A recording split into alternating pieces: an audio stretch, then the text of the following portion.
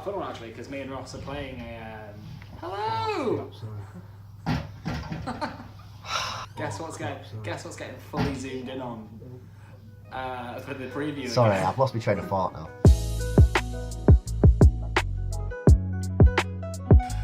Hi. Hello. You will be in a better mood than me this week. Yeah, we're not on the same level. It's been actually an okay week for me, actually. Just the football or anything particular? Have you broken your your spell, your dry spell from last week? I can't say I have, but at least we're winning. Okay. Yeah. Well, I do know some girls in Spain that fancy you, so that's It's Spain. Not even a joke. Not even a joke. Just if you want, you can just say hello to Leah, who watches us in Spain. Hello, Leah from Spain. How you doing? I'll explain that one more later. Okay. I'll explain that one more when the cameras start rolling. Anyway, football. Yes. Yeah, who would like to go first? As we know, a quick recap of the three of us. Tottenham had a very, very predictable, expected, yet beautifully valiant defeat to Liverpool that I'm not particularly angry about. You guys, again, for some reason, forgot what penalties are, yet still came out 3-1. Yeah. And Jay's team smashed Burnley, but then also crumbled a bit at the end. I'm not in any doubt, but it was a strange weekend. Tell you what, I started last week, you started the other week. How about we just talk about Southampton quickly? Well. Just let's forget our thoughts through it. Wasn't it? That was a sad time, that. What do you think of the game? There's two ways you can look at it, isn't there? Well, here's a challenge for you, just because you know a game is bad when this is, and can you remember the goal scorers in order? You know it's a big game when you physically can't. Not in order, no. I think I can do it but I might get it wrong. I think it was, in fact I forgot the first guy. It's obviously Chilwell first. So it's Chilwell, Tillemans, then it was Perez, Vardy. No, because it's Perez. Oh, fuck. See, you know, a result is huge when you can't remember. No, I mean it was great. It was rain. I love games in the rain. I love playing in the rain. That's my favourite time to play football myself, and it was just fun. I did not know actually that they changed the rules now so that red card could happen. Like they allowed the goal to stand, then brought it back and sent him off. Yeah, no, I didn't know that rule. So I assumed that would mean the goal would have to not stand, but no, that's not a thing anymore. Right, okay. Well, imagine what sad minute that must be for Ryan Bertrand. Like, for God's sake, 1-0 down already. Oh, the ref wants to have a word with me, maybe. Because I think a lot of people in that stadium also, because it was Ryan Bertrand's fault, but if you're watching that live, you'll just see two people go. And now that this whole VAR thing, I bet at least a portion of that stadium were thinking, oh, it's going to go to VAR, I'm going to get it ruled out here, that's fine. Whereas actually, just like the goal stands, Bertrand off. And as a Southampton fan, you just be like, double whammy, innit? But it's even worse than a double whammy as well, because like most double whammies are penalties, like a penalty and a red. And then you're like, oh, we'll see what happens. But this one is just like, fuck you, Southampton. But that game did my fantasy team wonders. So I had Vardy up front, I had Chilwell, I had Maddison, who scored the free kick, didn't I? So I had 40 points from one game. Chilwell goal. Well, yeah, I thought that cross to Jose Perez for the second was a thing of beauty from Chilwell, where he just like volleys it as it curls. Like that's a De Bruyne cross. That's the best way to describe that. It was elegant. Oh, it makes me just on a nice segue to Tottenham. It really makes you think how we Tottenham are this, are a massive club now with the scouts and a world-class manager, and it's just there's nothing I would like to see more than the Tottenham side as it stands. And no disrespect to the fullbacks that have been fantastic over the years, but with Ricardo Pereira and Ben Chilwell either side of our defence, like we don't have a Rashford to look forward. Not Rashford, sorry, Wan-Bissaka to look forward to, or a Reece James from Chelsea. Hopefully, Sessegnon will be that. But I don't. But as excited as I am for Sessegnon, I don't know if we're going to bring him in as a left winger or a left back. I don't actually know what Sessegnon was going to be for Tottenham. So he's a left back when I play FIFA. I'm like, everyone else can fuck off. Sessegnon is there now. Join the attack. But yeah, no, he can absolutely bomb forward. But no, I'm very jealous of a lot of the Leicester squad, and it's becoming more and more unlikely that any of us will catch them for top four. I know it's early days, but I reckon that it's just going to be that fourth spot to play for. Yeah. I've said this though, obviously this is when they won the league. I didn't see him doing it, but the closer you get to Christmas, I can just see him holding on to it, to be fair, because they just seem to be going into games and just going for it, which is something, as a United fan, we don't do. No, absolutely not. I can't remember the last time we did that. No, yeah, it'll be a straight out scrap from. I mean, it looks like it'll be Chelsea as well. Don't tell Jay I said that. It probably will be, because Arsenal aren't doing it either, are they? So no, I mean, at least we can take solace in the fact that who is your club captain is it Young still, but he's not really playing, or is he playing? He's starting games. As shit as he is, at least he's not telling your fans to fuck off. No, that is very true. Memory of the weekend. Granit Xhaka and then I don't know if you saw what circled after that, but it was one of those things. It was they were asking Claude at Arsenal Fan TV who the most successful signing was going to be from Mane to Liverpool. Pogba and I saw that. Pogba to United and Granit to Arsenal. It's like Granit Xhaka. It's like. But the thing is, they voted him. The fans voted for him to be captain, didn't they? No, that was a club thing. I'm sure it was a club thing. I'm sure the players voted him to be captain. Was it not the fans? I'm sure it was. No, it can't have been. He would never have been captain if it was the fans. They hate him. Well, now they do. Well, and also apparently 3 Arsenal players had to go around to his house to console him, which is not great, and we should look at but also, oh dear. Anyway, let's get back. Let's bring this closer to home and talk about, I guess, Tottenham doing. I'm not mad. It was predictable, which is upsetting, and we should have, it's one of those ones where, you can take a 2-1 close defeat to Liverpool, the best team in the league, that's fine. But I would almost have rather not, and we didn't play well, don't get me wrong, we were battered, we held on. Gazaniga actually has broken this season's Premier League save record with 12. He was fantastic. Yeah, he kept you in it. It got to a stage where you were sat there going well. But also, on the flip side of that, because this is what football is, Son hits the bar at 1-0. And if that goes, he rounds the keeper and smashes against the bar, and you just sat there going, if that had gone in, that's the margins we're talking. So it's disappointing, but it's fine. I don't know what you want. So I'm sad that Henderson scored. Yeah, I can't stand Henderson. There's just something about him that I really despise. I just think it's the fact that you want football to go in a certain way, especially me as a Tottenham and England fan. Dyer came through, and Dyer just seemed like such a better player at the time. And you were like, it's finally happening. Because Dyer's not as... I mean, Henderson's also progressive as well. He's not as bad as I think he is, but Dyer can play a ball when he's fully fit. And then Dyer's gone off the boil, probably now will never be back to his best. And Henderson still just sat there with his Champions League medal and his England role, how you doing? And you're like, god damn it, and then but now you sat there going, now he's the better of two evils, because now Southgate's going, all right, well, we could play Rice if you... No! I guess I want Winks and Henderson. I'm very confused. I'm very confused at what I feel. Anyway, sorry, back to the game. Yeah, it was just, again, exactly what I was saying about the Leicester thing. It was, I don't know what Danny Rose is doing for the first one. The ball kind of bounces off him to allow the volley, and Henderson's where Rose should have been anyway. So, yeah, and then Aurier is not a very good or reliable... He's a good footballer. He's not a reliable footballer, and all he's been getting is stick for giving away that penalty. However...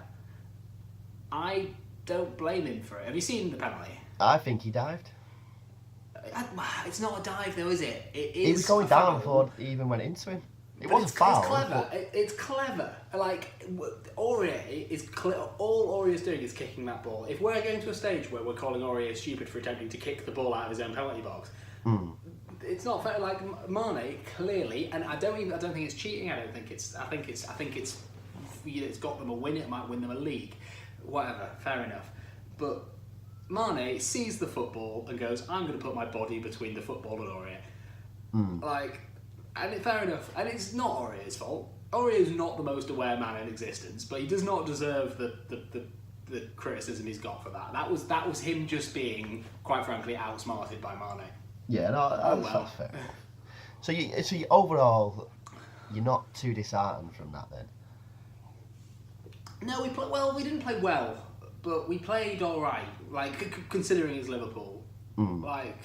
It was clear as soon as it was 1-1 we were going to shit the bed and lose, but it happens. And like I said, it was so marginally close to being 2-0. And we'd be talking about a very different game. It's worrying in the context of... It's not even worrying in the context of things. I was looking back through the Premier League table, and we've been above 10th for 10 years now. But then I got to the season we finished 14th in the in like 2004, and I was there like, things are fine. Everything's fine. And So then I looked at Man City. Sorry. No, go on, carry on. I was just saying in that season, Man City were 16th, and look where they are now. So, you know, anything could happen. Yeah. So I was going to ask you who your next game is. Oh, God. Fuck, I should know that. Well, we will be bouncing back against... Oh no! Of course I know. Sorry, I don't even need to Google that. It's because it's just brilliant. Who's the funniest opponent we could possibly have right now? Is it Arsenal? No, it's Everton. No. We're just gonna go and out banter each other. It's gonna be great. There was a clip on YouTube of those. Have you seen the blind footballers? Yeah. and it's just them like it's like Tottenham Everton on Sunday at 4:00, and it's just like no. We normally do Everton though. I don't want to, touch wood, but Everton you should this season, shouldn't you? Well, yeah. I mean, it's good. Yeah, this should be the game that where everything bounces back a little bit, but maybe not. Yeah. Hopefully not. Apart from that, all I have to say is, Ndombele looked fantastic. Eriksen is just worrying. So the Athletic, who I really, really like, probably the most reliable sports journalism there is now. They wrote a piece basically saying, all I can go from is this, that not a single offer came in for Eriksen in the actual summer. Not a single club bid for him. That's why he's still with us. And they drew a comparison against Eden Hazard, wanting his move to Madrid. Pretty much, you knew he was going, didn't you? All last season. But he still played his skin out of his skin.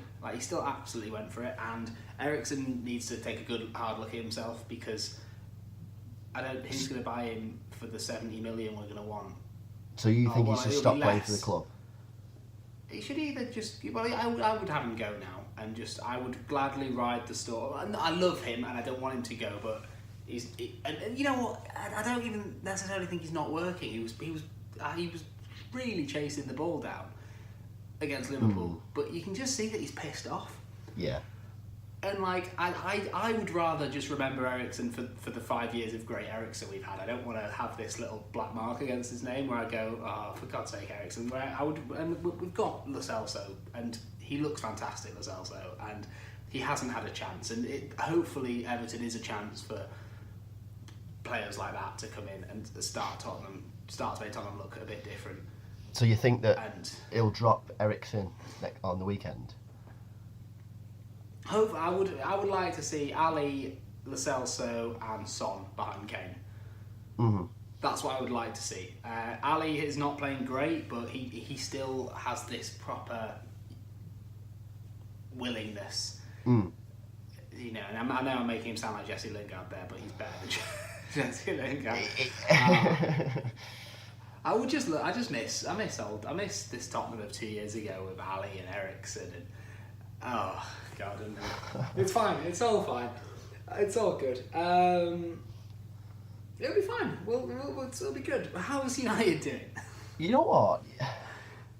I was hungover when I watched it, so Good. it's got to be done on a Sunday. So obviously, Am I going to have to remind you it was Norwich a few times, or are you fully aware it was Norwich? Probably. You probably will have to remind me. Okay. Obviously, I I didn't. City. Yeah. Sorry. I didn't watch they were on at the same time, weren't they? Your game and our game, so Yes. I didn't actually manage to see any of your game. But no, I was pleased with the performance. You know, it was the first time we've scored 3 away since PSG. Yes. No, I had to hear that. Yeah. It wasn't your first win, was it, since PSG? No, our first win away since PSG was on the Thursday when we beat whoever it was 1-0. Okay, does that count? No. We count that 1-0 against Partizan or whatever they were. Okay, we can if you want, but I don't think that's... Okay. No, there was a lot of good performances. Obviously, we'll talk about the penalties. The first one was Rashford, weren't it? Rashford then Martial. Yeah, probably one of the worst penalties I've seen now. It was full. But I say this all the time, you either score them or you don't. That's the way I see it. Yeah. And I'm just unfortunate. There's 2 solutions to it though, isn't there? Like, A, they shouldn't be taking him off penalty. Unless he fully says, I don't want to fancy it, that you shouldn't be taking him off penalty just because he's missed. But you saw, Because so when he missed the first one, and then when we got the second one, he went up to Martial and basically said, right, just fucking go for it. Yeah. Then he fucked it up. Really, I think solution 2 is the better one. Don't be going up to technical, beautiful winger Martial. Fucking give it to Maguire. Fuck that in that net. Well, I was saying this. Just fall over with your head and just blast it. He needs his goal, doesn't he? He needs his goal. It's been happening for weeks and weeks now. He just can't seem to get it. Have you seen that thing where, even though obviously he hasn't been brought in for offensive reasons, like he's wasted the biggest United chances, like that header against Newcastle, like, which is mad.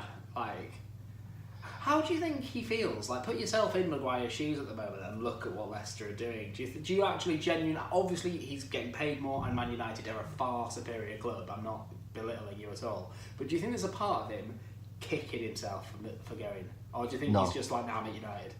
I don't think he's looked back. Not at third place Leicester, battering everyone with Social Kali... like a Turkish defender that looks like Lord Farquaad, like that. No, I don't. And think Johnny so. Evans. No, I think he's at the biggest club in the world, isn't he? And I think the 3rd biggest club in the world. No, he's at the biggest club in the world. The 3rd biggest club in the world. Real Madrid, Barcelona, Man United. We'll agree to disagree there. Okay. But the biggest commercial club in the world, I can give you that. Yeah, alright. Well, no, going back to the game, going back to the way we play football, I was pleased. What score was it at half time? I forget now. It was... I think didn't you score all of them in the first half, or was it 2-1? 2-0, sorry. I don't know, I can't remember actually. I should know that actually, because my favourite goal of the bunch was... well, it had to be, didn't it? The little 1-2 between Martial and the that dink. Was beautiful. The little but chip in the dink. It was. That's what I've been waiting for all season. Them to link up like that, and you saw Specs against Norwich. Start. Yeah, but it doesn't matter if it's against Norwich or not. Sorry, I lost you a bit then. No, it was nice to see him linking up well and going for it. But the goal was beautiful, wasn't it? Goal of the weekend for me, that. I mean, possibly. I can't really actually remember what else has happened, to be honest, this week. Oh no, sorry, fuck you. The goal of the weekend was, not even just trying to dig at Jay, but just for the fact that you're 4-0 down as well, Jay Rodriguez's goal was fucking beautiful. Have you seen it? Yeah, no, I did see it. He just runs and just fucks it in from 35 yards. Like, okay, Jay, cool. And he's just like, yay! And it's like, why are you doing this now? You're 4-0 down. Yay! God's sake, Jay. But one thing that is still winding me up is we can't keep a fucking clean sheet, can we? Like, No, fun fact, he's the first ever Cuban to score in the Premier League. and of course it's against us because we're breaking all the records at the moment, aren't we? But no, I just like to see a clean sheet, just for the game. I don't really care about clean sheets, really. I mean, I've had Lloris. We've had, as much as I think he's a good keeper, we've had Lloris in for 6-7 years now. So look, clean sheets are not a concern for Tottenham. Like, really. It's not necessarily for the clean sheet. It's just because, again, we turned off at the end, and we slacked off, and then we made a mistake. And it led to a goal, but as soon as he scored that goal, they got a bit confident. It could have easily been 3-2 that game. Well, yeah, but that's what happens. As much as your manager stands there and goes, "We can't turn off because we're 3-0 up." Chelsea are going to turn off at 4-0. United are going to turn off at 3-0. That's what. But it shouldn't be happening because Liverpool don't do it and City don't do it. Liverpool do it. Like, when Liverpool smashed Norwich 4-0 at the start of the season, they allowed Pukki to get his first goal. Everyone does it. I don't think it's that bad. If you 1-0, and I don't think you would have had that turn off if you were 1 or 2-0 up. But when you hit the 3s and the 4s, I think it's understandable. Yeah, okay, not acceptable. Yeah. Not acceptable, but understandable. Yeah. Well, just before you rang, an article popped on my phone, and it was about Fred, and apparently we're going to be playing him in Pogba's position. I genuinely thought that's where he played anyway. Well, no, he plays further back, doesn't he? He breaks the play up quite nicely, I think. I slag him off all the time. Oh, yeah, okay, fair enough. But we bought him. So he's a bit more of a Dyer than a But we bought him from Shakhtar to be this attacking midfielder, sort of replace Mata, and we've just not seen it yet. And I think we could get the best out of him. Yeah, honestly. Oh, I always thought he was a bit more of a sort of Matic, Dyer type player. Like, I didn't realise he was. No, well, the season before we bought him, he got the most assists in that league. Oh, well, then in that case, you'd absolutely buy Bruno Fernandes and fuck him up as well. That would be fun. We'll make him a left back, probably. Yay! But no, to sum up, I'm happy with the performance. I want to say there's more positive things coming out of it. Now Martial's fit and Rashford's fit. I'd like to see them both on the same pitch. James has been James. He can keep on doing what he's doing. Got Bournemouth on Saturday. Bournemouth, okay. That's a tough game. That's a really tough game. Well, we got Bournemouth, we've got Villa, we've got, Brighton to play. Our next 4 games should be wins. I'm going to warn you against that one, because if you remember when I said this a few weeks ago, and don't get me wrong, we played awfully, but just don't trust Brighton. They will trick you. 3-0, Adam. 3-0. But then the next big game is we'll be using like 5 weeks' time, I think. Is it? Oh God, fun. So we've got this run of 4 lower team. I do think you will lose points to Bournemouth, but I think Villa and Brighton should be alright. I think it's Brighton. I might be wrong, but oh, it will be. They're lurking. They're always round the corner. But yeah, no, I'm happy. We'll just we got Chelsea tomorrow, so that could be interesting. Yeah. Well, so you know about City tomorrow, don't you? City are on tonight, aren't they? Yeah. Oh, sorry, tonight. But you know who City play tonight? Southampton, isn't it? Yeah, and do you know who they play after that in the Premier League? Southampton. Oh, bloody hell. Imagine getting twatted 9-0 and then you sat there like, okay, what's our next 2 games? Can we bounce back? No, we cannot. Although saying that, it would be a shock to no one if they went through on penalties tonight and then got twatted 10-0 on Saturday. Like, that would not be a shock anymore. Like, there are no shocks anymore. Tell you what we'll do. We'll actually cut to Jay in the first half for once. Assuming he sends us something. Hello everyone, and hello boys, how are we doing? Hope he's good. Here to talk about foosball, of course, and I'm going to start with our game, and what a game that was. It was brilliant. We really good result, really good 3 points. Burnley were tough to play actually. It took us 20 minutes to break the deadlock, but as everyone knows, as the whole football media world has liked to say, that Christian Pulisic got the perfect hat-trick, and it's incredible, it really is. I'm happy to see him playing well. I think Frank got it right in the fact that it was his time to start a game. He saw that he was ready. He'd come on and made powerful impacts in two games in a row, and really changed some games. Like that Ajax game was changed with him bringing on. So yeah, it was his time to come on, and what a way to have your proper first start for Chelsea, getting a perfect hat-trick. That's not to say that other players didn't play well. William played really well. I think Jorginho played really well. Mount's ball for Pulisic's header was perfect. Just like, it was quite weird because Pulisic had to like fully kind of get back to it. It was like the back of his head.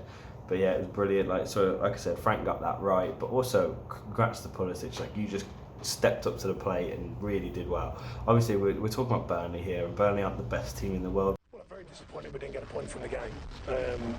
Performance-wise, decent, not a lot. But they have the way of playing, and it's a tough way team to break down. They really are, the way they play.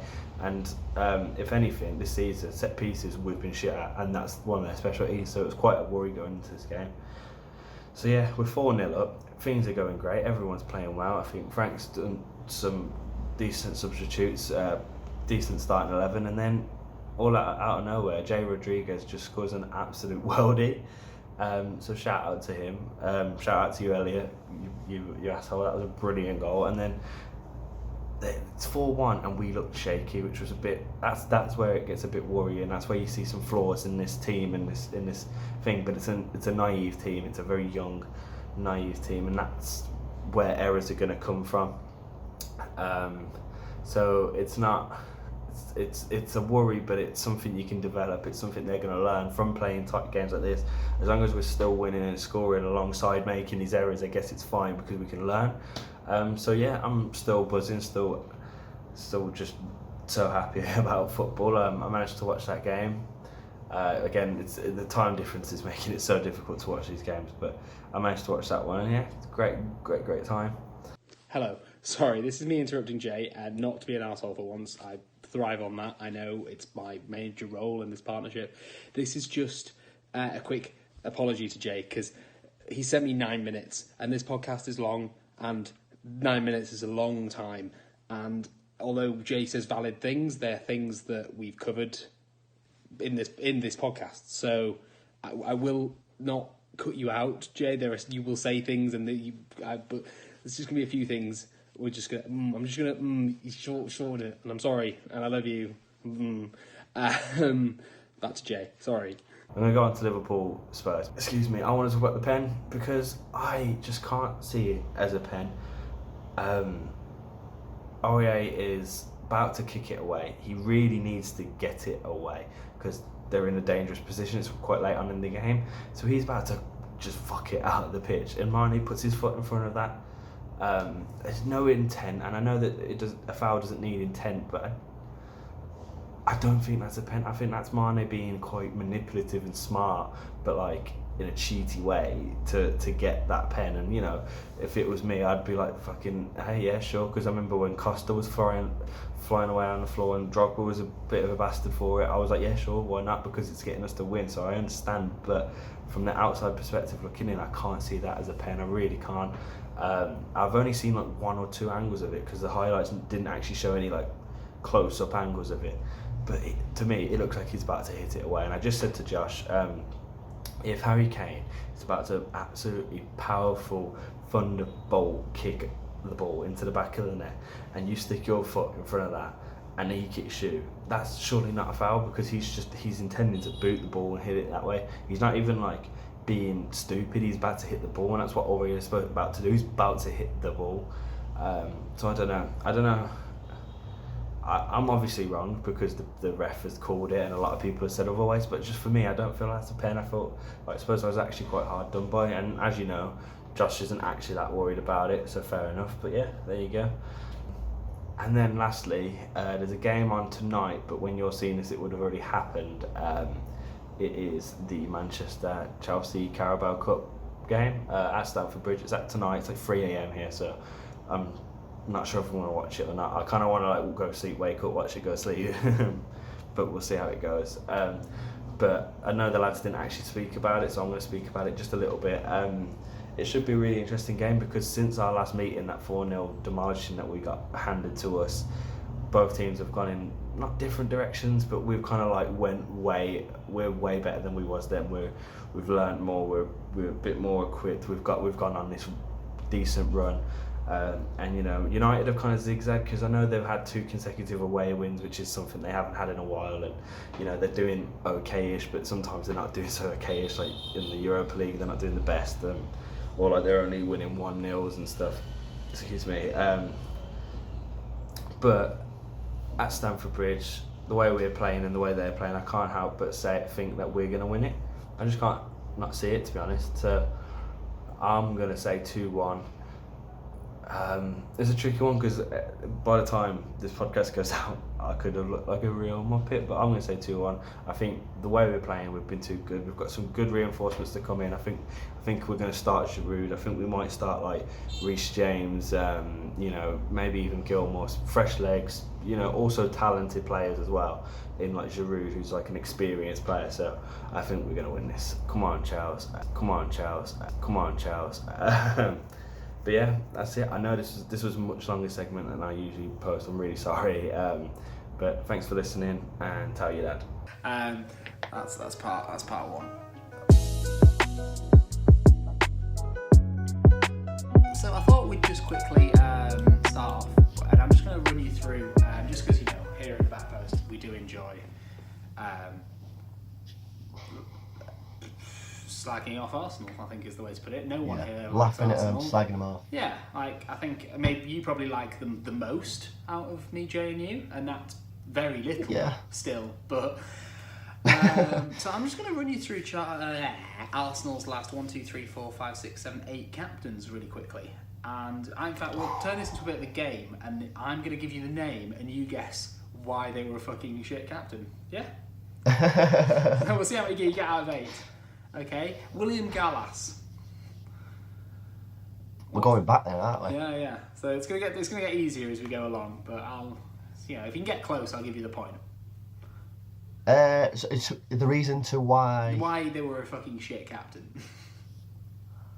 Oh, being a traitor. So Gallas sulked on the pitch after conceding a penalty. Got told that. Slagged off loads of his teammates publicly, and then actually just got stripped of the armband by Wenger. That was a nice time. Before then leaving, eventually playing for Chelsea and Tottenham. I think he played for Chelsea first, actually. Yeah. Playing for all of the clubs. Cesc Fabregas. Something to do with sulking, I want to say. He looks like a sulker. Well, he got really disgruntled at the lack of trophies, and even as a child, still went fuck this, I'm off to Barcelona. Probably the best of the 8, actually, the most reasonable. And then, but what makes it worse is, the return to Chelsea.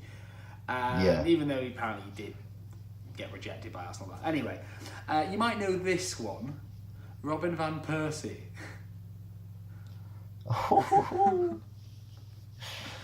Well, he joined a better club, didn't he? He finally decided to go and win a Premier League and made it happen. And let's not forget as well the celebration against Arsenal. What a time that was. Oh, it was fantastic. That was one of my favourite seasons I have ever witnessed, honestly. So that's one. You got one there. Thomas Vermaelen. Injury. Yeah, he just died. He just made 21 appearances since he got made captain. Mikel Arteta. Oh. Did he? Oh, I'm not sure on that one. Injured 11 appearances since he got made captain. Per Mertesacker. That's got to be injury as well, isn't it? That's absolutely injury. We've got 3 here. But weirdly, he got the captaincy while having a cruciate ligament in his knee. So he played 14 Classic times. Arsenal. And Lauren Koscielny. Oh, Judas. Judas indeed. Never forget. Never forget. Just a recent one, him literally wearing an Arsenal shirt in the Bordeaux training area and ripping it off, finally free of the shackles. And finally, Granit Xhaka. There's two answers for this one. Well, this brings us up to date, doesn't it? Yeah. So, well, he's quite injury prone, isn't he? Yeah, yes. But that's not one of the reasons. Well, he still is the captain, isn't he? Yeah. I'm confused. Do you not? For now. You know the reason, right? Your question is what? Did you see what he did at the weekend? Sorry, did you not see? I did, but my point is he still is their captain, isn't he? Yeah. So, but yeah, it brings us to it. So he gets subbed off. Yes. The fans boo him, Yeah, rightfully A so. little bit of booing. Maybe not. Probably shouldn't be. Then he tells his fans to fuck off, doesn't he? An elegant time. The second bonus reason is the fact that he's fucking shit. That's also a bad reason. But yeah, there's a brief history of Arsenal's captains with Josh Park. Diddle-a-did-a-did-a-boo. I imagine there's like a theme tune there with a brief history of Arsenal captains with Josh Park. Right. Yeah, moving swiftly on. Have you heard about Ibrahimovic? I have not. So today he posted a video on Instagram. So he's announced he's leaving the MLS now that they've been knocked out by Toronto? Someone. Oh no, New York City got knocked out. Anyway, they've been knocked out. Oh, I don't know. They got knocked out of the MLS and he's basically said, I'm going to leave. He then said that without him, people will not know what the MLS is, which was a bold statement. And now he's posted a picture saying, he's posted a video on Instagram saying, "Hello, España, I am back." And so he's going back to La Liga. I don't know where. The one rumour I saw was Celta Vigo. So that's kind of what we're talking about. But who knows? Fair enough. Yeah, well, that's probably going to be the decline of him now, I would it'll say. be very interesting to see how it goes. Personally, I would have put my money on him going to Italy, to be honest, because it's a bit slower. Like, he can probably just head them in till he's 40. But yeah, so we'll see what happens there. I've just some more points to run through. Fans are going to meet with the Premier League over VAR. I don't know what that Really? will entail, but apparently they're going to have a full-on meeting about it. Like, we've just discussed how much I dislike Arsenal. There is no way that final goal should have been disallowed for them. They got very unlucky. Fucking brilliant that it did, and the fact they bottled a 2-0 lead, but absolutely robbed at the moment it. for me, it's very subjective at the moment for me, because I really enjoyed it this weekend, obviously. Yes. Because it was very exciting awaiting that penalty, or both penalties I should say. However, for Hughes, for example, Well, it's a totally different story, isn't it? Like, next week it could fuck us up. yeah, well, it's just weird that it's like some decisions that they allow, and it's such a weird, it's just such a weird system. It doesn't cover everything. Like, if they score, like, there's still things that it can't fix. It's such a weird thing. Like, if I when Aurier got sent off after the ball went out of play, and they didn't look at the ball going out of play because that's not one of the things that VAR covers. But the ball going out of play is a pretty big thing. Like, there's a reason we have lines on the pitch, so it's strange. But speaking of VAR, did you see what happened in the Bundesliga 2? Yeah, I was going to bring that up. Yeah. That was hilarious, that wasn't it? It's quite a fun one actually, because me and Ross are playing a hello. Guess what's getting fully zoomed in on for the preview. Sorry, again. I've lost my train of thought now. Talk. Right. He's so angry. He's so upset with himself.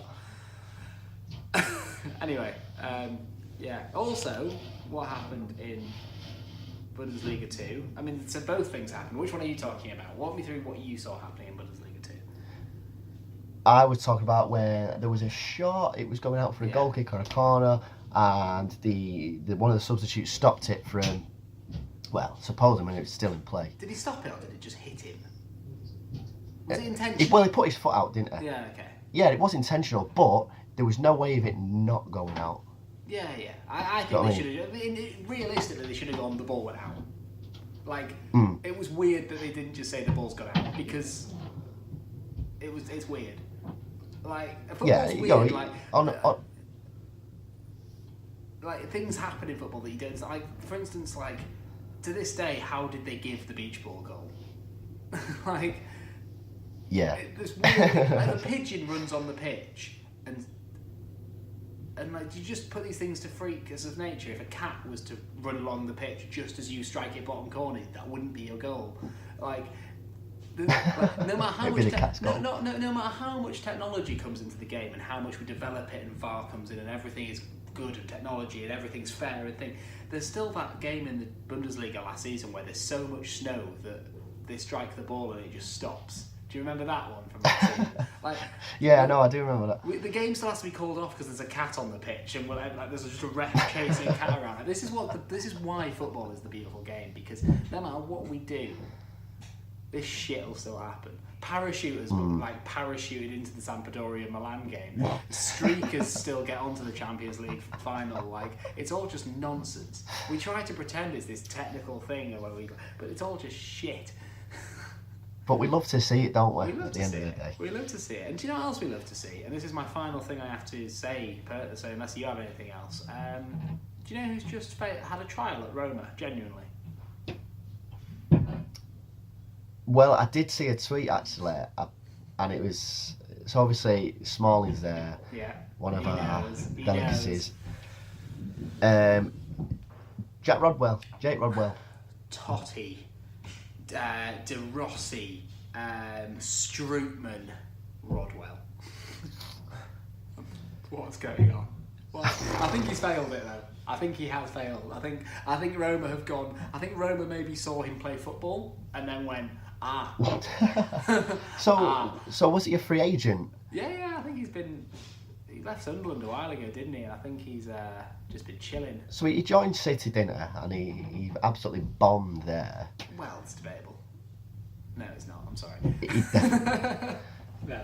And then he's been at Sunderland. And he refused. He went back to Sunderland. Yeah, and he refused to leave Sunderland. Like when they were dropping down the leagues, and he was still on like 60, 70 grand a week. He really should have and I get it's his wage, and he doesn't really have to do anything. But as far as I could tell from the Sunderland documentary, he just had no interest in finding a new club. That Sunderland were like, "We'll help you find a new club, please. We cannot afford to keep you. People are losing their jobs. Like we can't afford to pay the cooks." And Rodwell was just like, "What the fuck are you gonna do about it?" Like, just deal with it. At one point, though, he was probably worth more than Sunderland. Sunderland were like, "Please,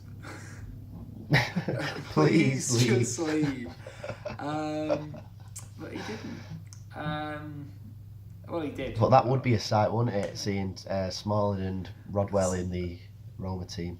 He was Smalling, who actually has been getting better. Did you see the Europa League? What a as if that's given. Ridiculous, ain't it? Poor Smalling. Imagine in the 91st minute, and I know it hits him in the face, but even imagine, let's take it a step further. Imagine you're in the box, right? You play football. Imagine you're in a literally a 6-group game. Every point counts, and at the last minute you rise up and just get rid of the ball. You're the captain, aren't you? Captain's header. Oh yeah. Captain's header away. You're like, yes. Like that was such a good clearance. Like all the players are in the box. A minute left. Ref just points to the spot, and you're just and once that decision's made, you know what refs are like. Oh. They're the worst. Saturday League, the worst, honestly. But I headed it. And the ref was like, "Sorry, not today, not today." The worst thing that happened, this was last week, we was getting beat maybe 5-2. We already lost at this point, and they get on the counter-attack, the opposite team, and they want a mum of the keeper. They finish it off, it's going in bottom corner. It hits the wheel of the net. Yeah. So it crossed the line, but hit the wheel.